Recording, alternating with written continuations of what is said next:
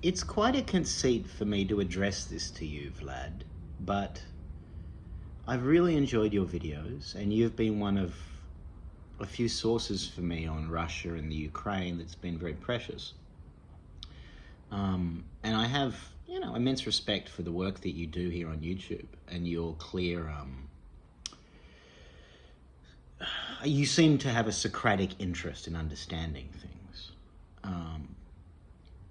But I am moving away from liberalism, and I have abandoned the left.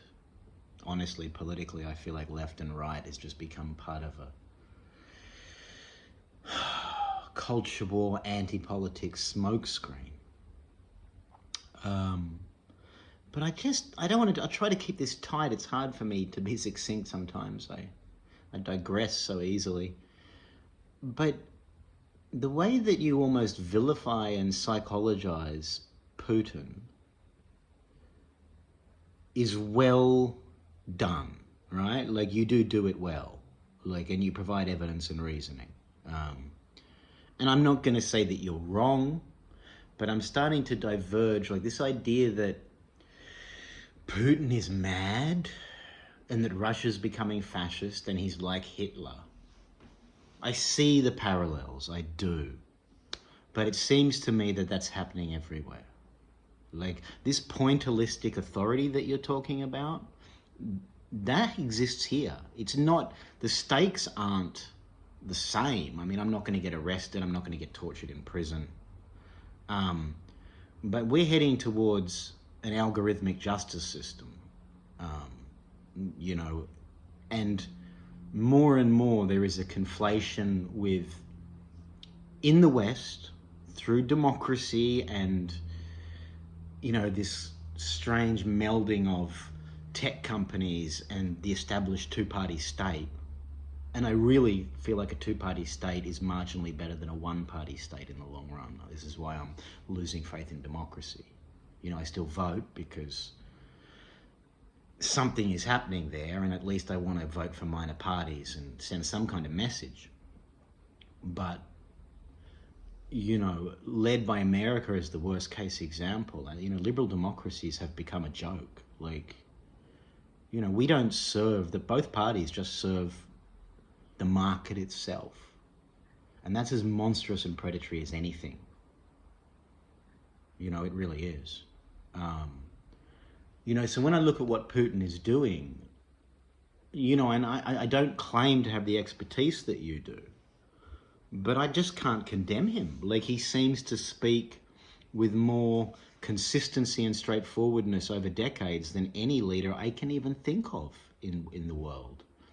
This is just I can think of, I'm sure they're out there, but, I feel like however much we might dislike the reptilian aspects, the predatory, base, low instinctive aspects of these regimes in China or North Korea or Russia, I feel like, first of all, I feel like they're dealing with history at some level in which our leaders in Western countries are just dealing with a 24-hour PR news cycle. I don't really believe there's much visionary, I don't care which party it is. So there's that, at some level I feel like they're actually more effective. They're less prey to really shallow market superficialities and just culture war media superficialities. But it's more that I feel like moral outrage has replaced any kind of real politic in the West. And so much of these arguments are like, it's terrible what's happening in Ukraine. It's horrific, right? I don't want to make light of this. I don't want to be an apologist for Putin. But I feel like if America gave two shits about international law and what's right, they wouldn't have conducted the crime of the century in Iraq. What America did in Iraq makes what Russia is doing in Ukraine look mild, restrained, compassionate, thoughtful. So, not to mention the precedent that's set. Why should anybody follow a rules-based law? Why shouldn't Putin or Jiang Zemin go back to a you know, 1945 understanding of international order. I mean, America just does whatever it wants. It just pretends to care about democracy. It's just, you know, it's raw power, right? And then, you know, they set the precedent. And, you know, of course they're weakening. I mean, it's a failing state by all accounts. I mean, it's there for us all to see. So of course other great powers are gonna take advantage. You know, I wouldn't be surprised if he's got some sort of assurances from the Chinese that gives him more confidence. You know, I'm not going to say whether Ukraine is part of Russia or not. You know, like, I understand the history, and I understand that as much as the Vikings met the Slavs there, that wasn't Russia back then. You know, and they have their own language. But the way that America, you know, the West following America, has just tried to pry all these, you know, Russian sphere states away from Russia.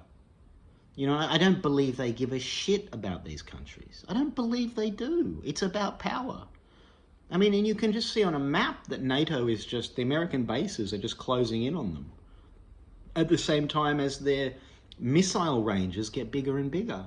And Russia doesn't, I don't think Russia has the detection capacities for attack that America has. And this is, you know, I feel like this liberal value system that is ruling the West culturally in this sort of feel-good, it feels like Brady Bunch kind of Star Trek fantasy of reality. And it's like international politics doesn't work that way. It's like, of course countries will do what they can. You know, I mean, the power of America was restraining these countries, but American power is beginning to wane. But more than anything, their moral authority is shot. I mean, who takes them seriously? So we're heading for a new order as far as I can tell. And Putin is just, you know, I get what you're saying about how he's destroying the Russian people, and he may just be destroying himself and the Russian state for a century, even though he thinks it's going to be better in 50 years or a century. But I'm not so sure he is, you know? And every leader has this psychological problem with I am the state, right? This is old. I mean, yes, he's like, you know, Marcus Aurelius didn't do this. You know, the great leaders don't do this. But they're not the standard. And I feel like somehow, like in the West, we've been living in a bubble for 70 years and we just have no idea how reality works anymore. We think we're good because all violence is outsourced by factory farms and the military, and like, it's just more and more, everything is like made, you know, we think we're good because we don't do anything outright evil. And it's like, oh my God, that's not how the world works. It's like, you know, our foreign policy has got no relationship to our values. You know, and how can you blame Russia or China for anything they do when they're trying to deal with this brutal hegemon that is a wolf in sheep's clothing? You know, I love the American people. I love people. And I even appreciate American exceptionalism in a sense. Like, it was grounded in this idea that America was the first state to recognize that government is prone to evil by its very nature, by the abstraction of authority into this non-existent entity that then people can tap into and exploit. You know, government is just camouflage for the people who are the best at manipulating it.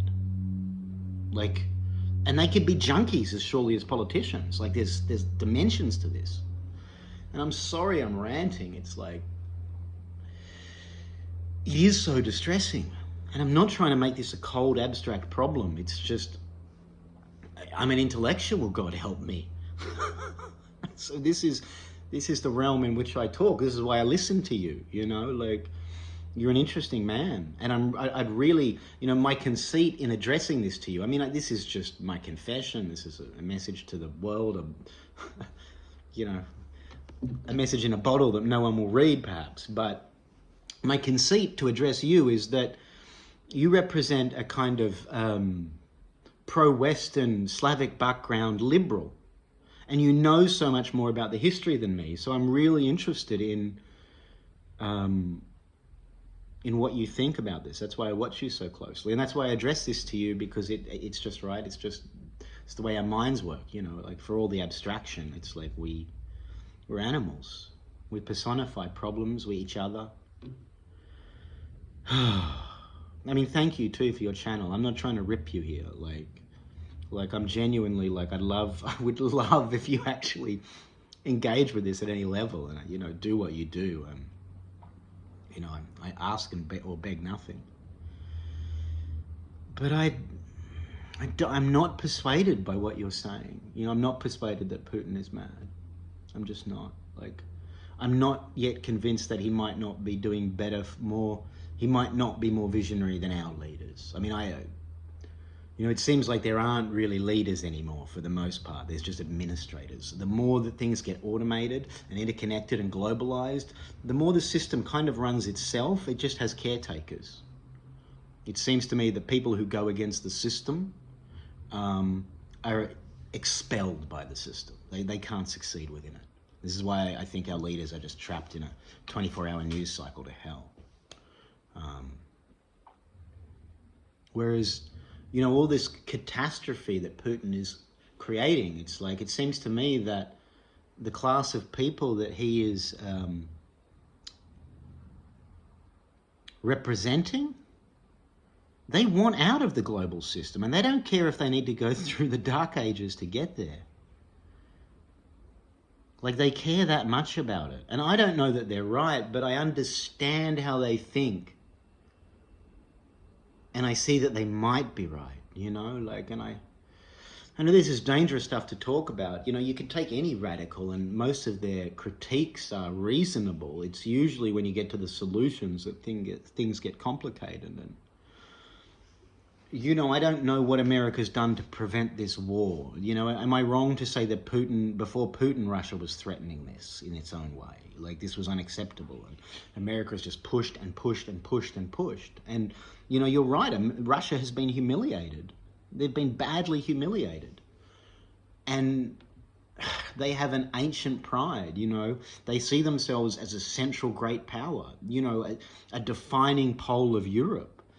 And they're just a joke, you know? I mean, they took the American system vision seriously for a while, but America pissed it all away with its bullshit foreign policy, war after war of just blatant military adventurism. Like, you know, it's ridiculous. I mean, I don't believe in American exceptionalism anymore. I never did, but I understand now, as I start to really see America, the monstrous part of it, I begin to also see the good in it.